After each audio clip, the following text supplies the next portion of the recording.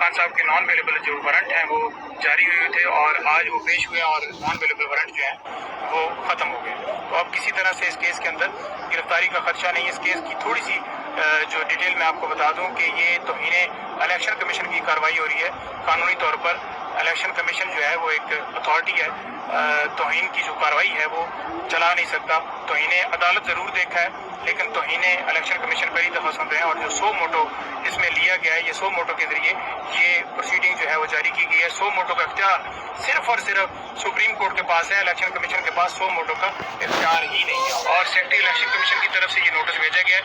उस नोटिस को हमने हाई कोर्ट के अंदर चैलेंज किया हुआ है कि ये किस तरह से जो है वो हमारे खिलाफ जो है वो तौहीन अदालत की कार्रवाई कर सकते हैं। इसके साथ साथ आपको बताता जाऊँ कि हम इस्लामाबाद हाई कोर्ट में पेश हुए।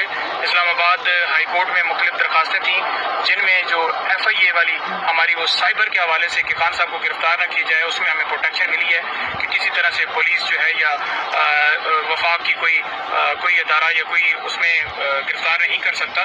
तो उस हवाले से हमें जो है प्रोटेक्शन मिल गई है।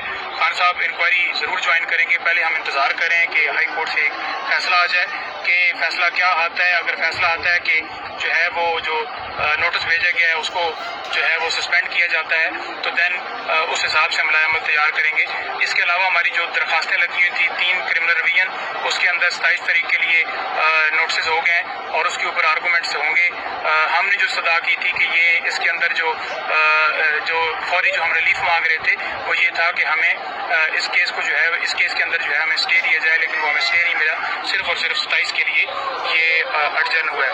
और इसके साथ साथ जो मुख्तलिफ दरखास्तें थी ट्रांसफ़र एप्लीकेशन के हवाले से वो भी स्टिल पेंडिंग है, उसके ऊपर जो है वो फैसला नहीं हुआ। जो हमने वहाँ से इस्तदाएँ की थी उसमें सिर्फ नोटिस ही हुए हैं या सिर्फ और सिर्फ प्रोटेक्शन मिली है कि पुलिस की गिरफ्तारी के हवाले से, और उसके अलावा हमें फ़िलहाल वहाँ से कोई इस तरह का रिलीफ नहीं मिला।